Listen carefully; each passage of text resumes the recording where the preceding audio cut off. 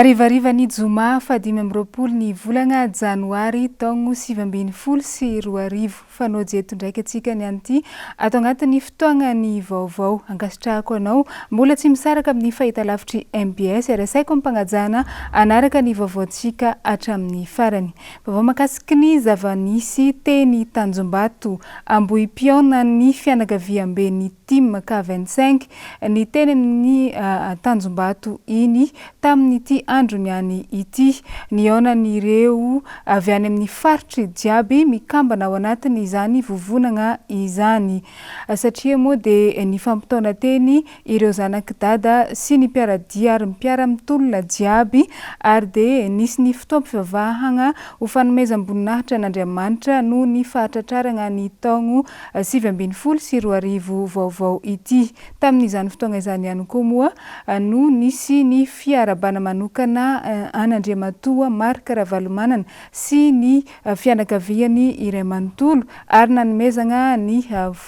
solombody akoho amin'izao tontaogno izao. Nisy ny afatra maventy izay nandesy ny filoha teo aloha Marc Ravalomanana ho an'ireo mpiaradia amin'ny jiaby. Hoarahantsika ny fanadiadiagna teo amin'ny sariny Rivo Rajaonarivelo. Afatra telo lehibe no nambara ny filoha teo aloha Marc Ravalomanana tamin'ny kabary nataony androany nandritra ny fifampiarabagna nahatratra ny taona vaovao nataony team K25 teny Tanjombato tamin'ity andro niany ity. Vonona ny roso amin'ny fifidiagnana ho avy ny team K25 misokatra ho an'ny olo jiaby izay te anatevin-daharana ny team K25 fa tsy manakatom-baravarana. Ary tsy maintsy atao ny fampihavanana tena izy miainga avy amin'ny mpiara-mitolona ao anatiny ny firaisan-kina sy ny firaisan-tsaina amin'izany. Ireo raha fitinina ny kabary nandesy ny filoha teo aloha Marc Ravalomanana. Maro nezaka vitantsika tamin'ny taona 2020 sy 2020 iny.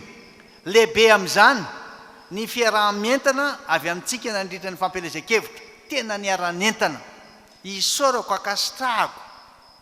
ho an'ny tsiraray aby satria izy toerana rehetra nalehiko na taiza folo sy telonjato ny toerana nalehy fa dia tena hitako mihitsy ny etaetan'ny olona, hitako mihitsy ny fanirian'ny olona iova, hitako ny tebotebon'ilay olona, reko fitarainany, fantatro ary aiko hoe ahoana namonjena nreto olona reto aingana diaingana tsy izay nefa ny zavatra ny tranga hoe aminareo teo satria hafa ny lalana hitondran'Andriamanitra antsika ka tokony anaiky an'izay tsika tsy dia hoe fandeferana ihany nataoko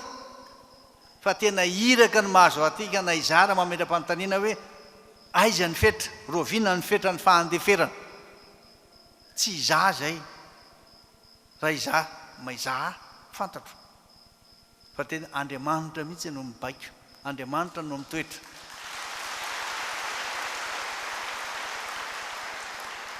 Tena nanapirofo isika ny lanja lehibe misy antsika eto amin'ity fiainam-pirenena ity, manana ny lanjany isika ka dia manana fanantenana mandrakarivo, manandanja ny atokontsika, manandanja isika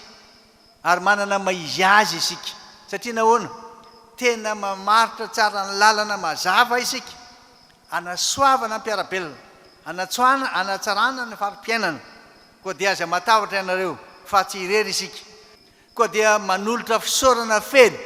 ho antsika rehetra aho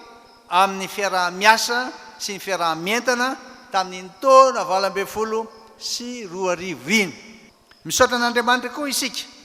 amin'ny anolorany ity taona vaovao 2020 sy 2020 ity. Miaraba antsika rehetra aho amin'ity taona vaovao ity, mirary fahombiazana sy fitahiana ho antsika ary koa ho an'ny fianakaviana sy ny namana rehetra.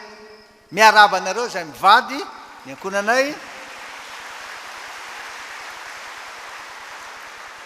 miaraba anareo amin'ny anaran'ny tiako Madagasikara K25, miaraba anareo amin'ny reto bureau politika miasa miaraka akaiky. Tena mirary taona vaovao sambatra ho an'ny malagasy rehetra ny tenako, mirary fihavanana sy fitoniana ho an'ny firenentsika. Zay ny antony tena nametrahantsika ny fandeferana. Mirary fihavanana sy fitoniana ho an'ny firenentsika. Tokony hatomboka izany fitoniana sy fihavanana zany amin'ny fampihavanam-pirenena tena izy na ny réconciliation nationale tena izy tsy ilaina intsony ary tokony hatsahatra miaraka amin'ny vava ireo fanenjehana sy ireo fampitahorana ary indrindraindrindra ireo fanagadrana no ny hevitra tsy mitovy fa mahatokony fahendrena misy amin'ireo mpitondra ao amin'ny gouvernemanta vaovao fa nytanontsika menakavy dia ny ampandrosany ty firenena ity afaka andray anjara amin'ny anjara brikiny ny atokonay izahay ny tiako Madagasikara ka 25 ireo plateforme miaraka aminay ary afaka ifanampy isika satria ny targetratsika menakavy dia ny anasoa ny voaka malagasy ny anatsara ary ny farimbona mba ahafahana miala amin'izao fahantrana izao ka oka re tena mba handeha amin'ny fihavanana ny fiombonana fa tsy sanatiavin'ny vava amin'ny fampitahorana na koa amin'ny fisamborana maro ireo fanampy miandry atsika amin'ity taona vaovao ity anoy hiasa ho an'ny Madagasikara isika amin'ny sehatra misy atsika tsiraray aby koa dia manaingy atsika aho mba andray andraikitra amin'ny sehatra misy antsika tsiraray aby ao amin'ny resaka fampandrosoana ny resaka fanatsarana fiarahamonina ary indrindraindrindra eo amin'ny resaka tena fiombonana tanteraka malagasy ray ihany sitsika hanoy ny adidy eo amin'ny fiainam-pirenena isika ary tsy ilavolefina na koa okivy fa tena no araka zazo atao mba hahafahatsika manatanteraka tsakany sy andavany ireo andraikitra tandrifetsika aby lanonana niavaka ny teny Tanjombato androany satria vorolanina teny ny mpikambana jiaby mandrafitra ny team K25 avy amin'ny faritra jiaby manerana ny nosy fotoam-pivavahana lehibe ho fisaorana an'Andriamanitra no nandesina nanomboka izany ho fiderana ilay tsito no ny fahatratrarana ny taona vaovao taorian'izay no nanaovana ny fiarabagna manokana an'Andriamatoa Marika Ravalomanana sy ny ankohonany ary nanolorana azy ireo ny solombody akoho amin'izao taona izao tsy nadigna ny filoha Marika Ravalomanana ihany koa ny naneo ny teny fankahirezana ho an'ny fianakavian'ireo nodimandry vokatry ny loza izay nitranga teny ambanin'ny ampamarinana tamin'ny farany herinandro lasa teo iny fa manoloana ny kabary izay nataony filoha teo aloha Marika Ravalomanana dia izay nitondra afatra maventy tao anatiny iny fotoagna androany iny dia nisy ny fanehoan-kevitra izay nataon'ireo solombavambahoaka vitsivitsy izay tonga nanatrika ny lanonana teny Tanjombato tamin'ity androany ity raha atao kapoka raiky moa ny zaka voalaza tamin'izany dia anisany vonona iaradia amin'ny filoha teo aloha Marika Ravalomanana ireo mpiaradia amin'ny ary velom-bolo tanteraka tamin'ireny afatra izay nataon'ny filoha teo aloha Marika Ravalomanana ireny ho an'ny solombavambahoaka voafidy tany amin'ny distrika ny Ambohidratrimo dia zava-dehibe tokoa ny fanambarana izay nataon'ny filoha Marika Ravalomanana androany nandritra ny fifampiarabagna nahatratra ny taogno teo amin'ny team K25 teny Tanjombato nitondra aina vao sy fahavitrihana ho an'ny mpanohana ny dada izany afatra lehibe izany izahay eo ambany fitarian'ny filoha Ravalomanana dia manao fotsiny hoe mitoy ny tantara mitoy ny fiainam-pirenena mbola betsaka ny lalana tsy maintsy hatrehana hoentina mitolona hoentina miady amin'ny tsy fahamarinana indrindra ka arak'izany dia manaraka ny antso nataon'ny filoha Ravalomanana ny amin'ny isin'ny fitoniana aloha voalohany izay mitarika maka amin'ny fampihavanam-pirenena izay anisan'ny fanevan'ny mpanohana ny kandida Ravalomanana tamin'iny fifidianana iny satria tao anatin'ny fifandaharan'asa izay hoeritreretina ho tanterahana ary araka ny namafisiny androany ny manifesto tsy sanatriako hoe vita ny fifidianana dia mivalona ny manifesto fa ao anatin'iny manifesto iny ny fandaharan'asan'ny kandida Ravalomanana fandaharan'asan'ny antoko sy ny K25 rehetra hoentina mampandroso ny firenena ka andraisana anjara any amin'ny tandrify azy avy. Zay no mahatonga ny antso nataon'ny filoha ravalomanana ho amin'ny fitohizan'ny fanambarana ny hery mba hahafahana manatratra n'izany tanjona izany ao anatin'ny firaisan-kina fihavanana fa indrindraindrindra ny fanantenana. Nagnamafy izany ihany koa ny solombavambahoaka izay voafidy tany Avaradrano satria ny filoha Marika Ravalomanana dia mpitarika ary manaraka azy ny mpanohana jiaby. Raha zavatra izy tandroany sy ny nataony azy natao anatin'ny fiaram-panatratry ny taona izay nataony tiako Madagasikara teto Avaradrano niaraka tamin'ny Kavaintsainga dia nampiseho izay firaisan-kina izay sahady satria raha ny Avaradrano manokana dia atao hoe bata izay fandreseny izay izy ny tiako Madagasikara ary mbola mpifona ihany koa zany amin'ny fifidianana solombavambahoaka izay mety ho fandresena izay fa fahavonana dia fahavonana tanteraka ny tiako rehetra. Araka izany dia mitohy tokoa ny raharaham-pirenena ary tsy maintsy atrehana na ino raha mandalo araka ny fanazavana andesin'ny solombavambahoaka avy etsy amin'ny boriboritany faha-efatra. Ny zava-mahafinaritra dia afatra zany no zava-dehibe tao dia ny afatra ny filoha Marika Ravalomanana izay manambara fa tokony ho ataontsika mianakavy ary teo izy dia miantso ny fitoeram-panjakana izay misy amin'izao fotoana izao mba tsy hisy intsony ny fanenjehana satria ny filoha Marika Ravalomanana dia efa miantso fitoniana ary ny tena mihitsy no nandefitra nametraka izay fandeferana izay izy satria tokony hiditra amin'ny fampandrosoana amin'izay ny tany sy ny fanjakana. Betsaka ny tsy fahatomombanana izay nitranga tamin'ny ny fifidianana filoham-pirenena izay natao teto Madagasikara teo iny raha ny tatitra izay nambara ny teo anivon'ny sampagna anarahamaso ny fifidianana ivon'ny demokrasia farimbonana na ny safidy. Anisan'ny tegna ny baribary ohatra tamin'ireny fotoagna ireny dia betsaka ny fampiasam-bola na teo amin'ny kandida izany na ny teo anivon'ny seni na ny vaomiera maleo tegna misahana ny fifidianana. Tsy tomombana ny lalàna mifehy ny fifidianana fa indrindra ny lafiny arabola raha ny voalaza n'io ivotoerana io atrany. Mitatitra izay vaovao izay Noro Fitiavana eo amin'ny sariny Manu Randriamalala. Teboka roa lehibe no tena tsikaritra ny teo anivon'ny ivotoerana fanarahamaso ny fifidianana na ny safidy fa tsy tomombana tamin'iny fifidianana filoham-pirenena farany teo iny. Etsy andaniny ny resaka lalàna mifehy ny fifidianana toy ny fanekena ny famatsim-bola avy any ivelany. Etsy ankilany ny resaka arabola tsy mazava ny fampiasam-bola na teo amin'ny seni na ny vaomiera-maleo tena misana ny fifidianana izany na teo amin'ny kandida izay nitarika hatrany amin'ny fampiasam-bola miompampana tamin'ny fomba tsy mendrika ary nanomevahana ny fifidianam-bato sy ny kolikoly avolenta tamin'ireny fotoana ireny raha ny voalaza hatrany. Lalam-pifidianana ohatra zany nahitana hoe misy maromaro ny tsy tomombany. Raha tsy teny zany izahay mahakasika an'ilay hoe fanafoanana n'ilay plafonnement satria fa nangatany iny dia raha niaraka ny rahantsika nahita dia fatao fa tamin'ny ora farany moa izy ilay nesorina tao anatin'ilay lalàna. Tao anatin'izay ihany koa ilay hoe fanekena ny famatsim-bola avy any ivelany izay raha fijerinay dia tokony tsy ho ekena reny zany anisan'ny hoe zavatra tsy nety fijerinay tao anatin'ny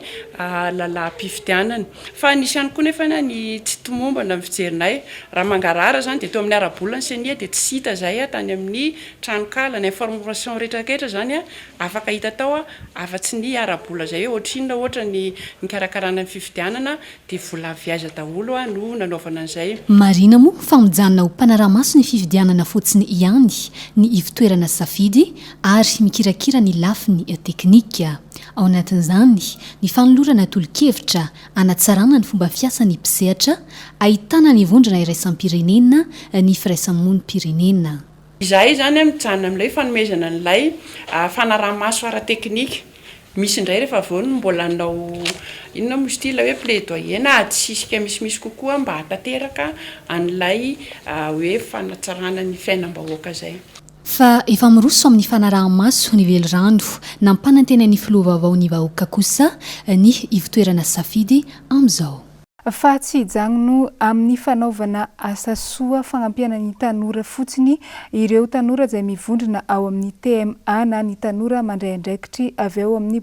faritra distrikany Antsimondrano iny fa ankoatra izay dia andray andraikitry izy ireo ary hiditra amin'ny sehatry politika mba ho fandraisana antanana ny momba ny fiainam-pirenena. Nanambara Andriamatoa Tsiry Andriamiantasoa filohan'ny fikambanana fa ny fandraisana andraikitra avy amin'ny tsirairay no anisany mampandroso ny firenena. Aratsika ny fanadihadiana andesiny Germain Menjanahary eo amin'ny sariny Erzora Jaonarvony.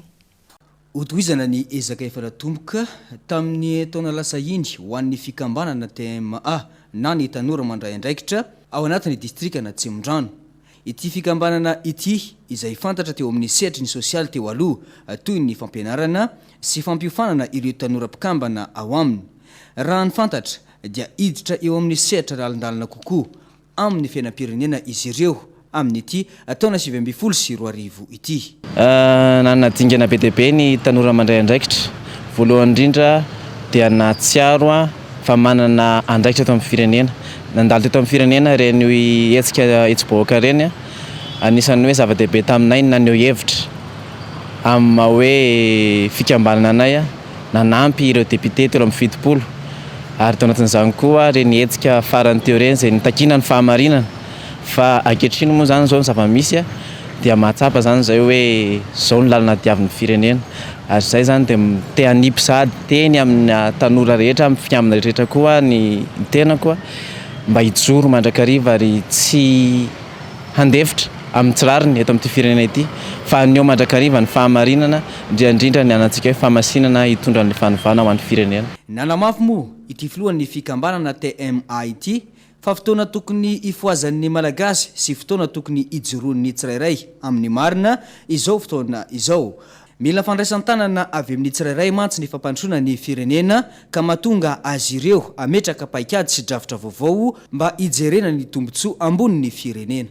Fa hitsangana tsy ho ela ihany koa ny sendika iraisan'ny polisy-pirenena manerana ny Madagasikara araka ny nambarany teo anivon'ny sendika ny polisy tamin'ny omaly teny Anosy Maregna fa efa nitaky ny ananganana n'izany sendika ny polisy-pirenena izany izy ireo hatramin'ny izay fa raha tsy ahivina moa dia tamin'ny 12 ny volana janoary lasa teo no efa nitsangana ny sendika ny commissaire de police magnerana ny Madagasikara fa ny an'ny polisy-pirenena tsotra zany no mbola tsy tafatsangana fa atsoatso no ananganana an'izay. Anisany takena ao anatin'izany fananganana ny sendika ny polisy-pirenena izany moa ny fiarovana sy ny fijerena bebe kokoa ny zon'ny mpiasa sy ny momba azy ireo jiaby. Hoaratsika ny fanadihadiana tateriny Noro Fitiavana eo amin'ny sariny Manora Andriamalala. Ny fikambanan'ny SKIPN sy ny SEBAPMA sendika iombonan'ny inspecteur de police brigadier agent de police. Nanasa ihany koa zahay ny sendika ny corps de commissaire sy ny officier de police satria tafatsangana tamin'ny 12 janoary teo ny sendika ny commissaire de police izay no votoanty ny fanasana nataonay androany. Manarak'izay dia ny fanandrifindrindra amin'ny nazahoantsika filoham-pirenena vaovao izao hetsika nataon'ny sendika zao satria rehefa mijoro ny sendika ny commissaire izay nandrasanay nandritry ny volana maromaro satria fa tafatsangana ny officier, inspecteur sy ny brigadier agent de police izay hetsika fitakina izay efa natao tany aloha dia nararotina tamin'izao fitsangana ny commissaire zao manomboka eto zany dia hanangana ny sendika iraisan'ny polisy-pirenena izahay ato anivon'ny sendika izay efa mijoro dia noho izany hisy zany ny sendika hitambaran'ny polisy-pirenena eto Madagasikara ka tsisy intsony ny sendika hafa mizarazara fa tokana ny feon'ny polisy-pirenena manomboka izao. Lafiny fandriam-pahalemana dia dahalo valo no maty vokatry ny tifitra na azo azy ireo tany amin'ny distrikany Betroka tamin'ny omaly iny. Raha ny fantatra dia saika andeha hanafiky tranombarotra araiky izy ireo no tojiny fokon'olo niaraka tamin'ny mpitandro ny filaminana. Nisy moa ny fifandonana teo amin'izy ireo izay naharitra ora maromaro ary dia niafara tamin'ny fahafatesan'izy valo lahy ireto. Fa ankoatra izay indray dia nisy ny antsoavy izay natao ny mpitandro ny filaminana any antoerana ho an'ny mponina jiaby mba hifanometanana amin'ny fanomezana vaovao marim-pototra mba ahafahana mahazo vokatra karan'izao. Waratsika ny fanadihadiana tateriny Germain Nomenjanary. Mirongatra indray ny tsy fandriam-pahalemana ao amin'ny distrikany Betroka amin'izao fotoana izao. Androany dia nirefidrefitra indray ny basy tao antoerana. Dahalo misavalo ny kasa androbatra tranombarotra lehibe iray tao antoerana no nifanandrana tamin'ny mpitandro filaminana sy ny fokon'olona nanomboka tamin'ny iray ora maraina. Naharitra adiny 5 ny fifandonana teo amin'ny rotonta raha ny voalaza ny loharanimbaovao. Vokany lavo ny balany mpitandro filaminana ireo olon-dratsy ireo. Raha ny fantatra dia manomboka mirongatra indray ny tsy fandriam-pahalemana eto Madagasikara amin'izao fotoana izao, indrindra fa amin'ny tapany atsimony Nosy. Raha tsy ahivina mantsy dia efa nisy fiarantondra volana vatsinankolana ihany koa no voatafiky ny olon-dratsy tamin'iny ny faritra Matsiatra ambony iny ny herinandro teo. Etsy ankilany dia manao antsoavo ho an'ny fanomezan-tanana avy amin'ny tsirairay ny eo anivon'ny mpitandro filaminana mba hiadiana amin'ity resaka tsy fandriam-pahalemana ity. Fa iresaka lafiny toetrandro kosa isika amin'ity fanadihadiana magnaraka ity araka ny fanambarana izay naboaka ny meteo tamin'ny androany dia efa nisitaka tsikelikely ny ala ny morontsiraka atsimon'ny Nosy iny ilay rivodoza Ekitsanga tamin'ny marandray teo. Midika izany fa tsy misy intsony io rivodoza io raha ny nambara ny sampana mpamantatra ny mety ho toetry ny andro fa ankoatra izay anefa dia mbola nisy ny fampitandremana izay nataon'izy ireo ho an'ireo mponina any amin'iny faritra atsimony Nosy iny mba tsy handeha hiandriaka satria mbola mahery ny ranomasiny. Waratsika ny antsiprian'izay vaovao izay tateriny nofitiavana eo amin'ny sariny Manorandriamalala. Efa nisitaka ny morontsiraka atsimon'ny Madagasikara iny ilay rivodoza Ekitsanga tamin'ny maraina teo. 520 kilometatra miala ny Nosy tany amin'ny distrikany Tsiombe faritra atsimo no nisy ny foiben'ny raha nambarany sampana mpamantatra ny mety ho toetry ny andro androany tamin'ny maraina io atraniny. Fona avokoa araka izany ny fanambarana loza raha ny any amin'iny faritra atsimo Nosy iny araka ny voalaza atraniny. Miantso ny mpiandrika rehetra indrindra any amin'ny morontsiraka atsimo ny meteo mba tsy hiandrika atrany aloha hatreto satria hitombo ny herin'ny ranomasina. Nylay rivodoza aloha zany dia efa lasa izy efa nanalavitra ny morontsiraka atsimon'ny Nosy izany hoe any amin'ny 590 kilometatra atsimon'ny distrikany Tsiombe zany nisy ny foibe ny io maraina io. Zay zany mahakasika ny resaka filazana ny alerta rehetrarehetra zany dia efa leve daholy ho amin'ny faritra atsimon'ny Nosy iray manontolo iny. Foana daholo ho amin'ity andro anio ity, izay mahakasika an'iny rivodoza iny. Ho amin'ny morontsiraka atsimon'ny Nosy iray manontolo mbola tsy tokony hiandrika ihany aloha ny mpampiasa ranomasina amin'ny faritra iny, izany hoe mbola somary ahery ny ranomasina. Fa itoy kosa andro-tsakorana manomboka ny farany herinandro izao hatramin'ny fiandohan'ny herinandro saika manerana any Madagasikara. Etsy andaniny hiakatra hatrany amin'ny 5 degré ny maripanina any amin'ny faritra avaratra andrefana Maivatanana Antsohi raha toka tafakatra hatrany amin'ny 7 degré ny maripanina farany ambony eto Afotany. Raha ny mety ho toetry ny androntsika atao anatin'ity farany herinandro ity indray zany dia somary hiverina indray ny toetry ny andro fahavaratra amin'ny ankapobeny satria dia hanao andro fahavaratra indray tsika indrindra ty amin'ny faritry ny Afotany sy ny morontsiraka iny ilany atsinanan'ny Nosy iray manontolo iny no ahazo an'izay andro fahavaratra izay indray. Dia ny toetry ny androntsika zany somary mbola anjonjombona foana ny andro amin'ny ankapobeny mety isy ihany ny orana ny amin'ny takariva sy ny alina any dia hatrany amin'ny latsinainy ihany zany dia mbola isy ihany ny orana rehefa indrindra ny takariva aty amin'ny faritry ny Afotany. Ankoatra izay, taoriny ny fahalasany ny rivodoza iny iverina amin'ny laoniny izany hoe amin'ny mahavanimpotoana fahavaratra ny eto Madagasikara.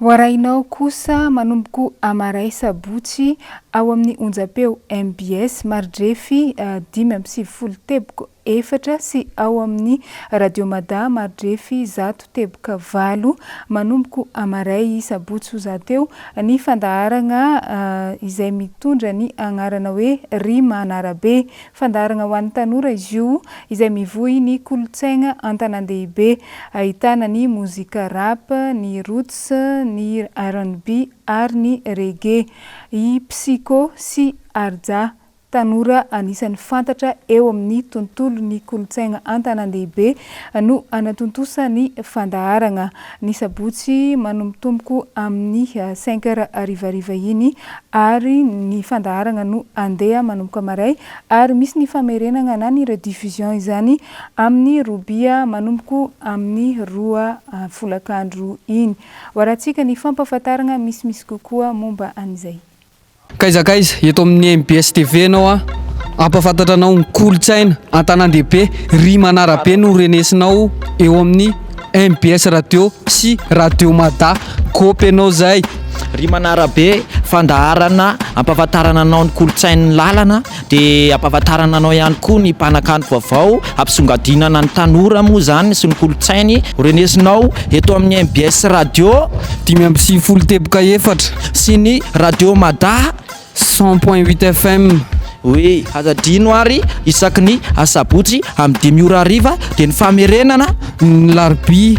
amin'ny 2 ora tolakandro eto amin'ny MBS radio sy ny radio mada kopy anao zay rima anarabe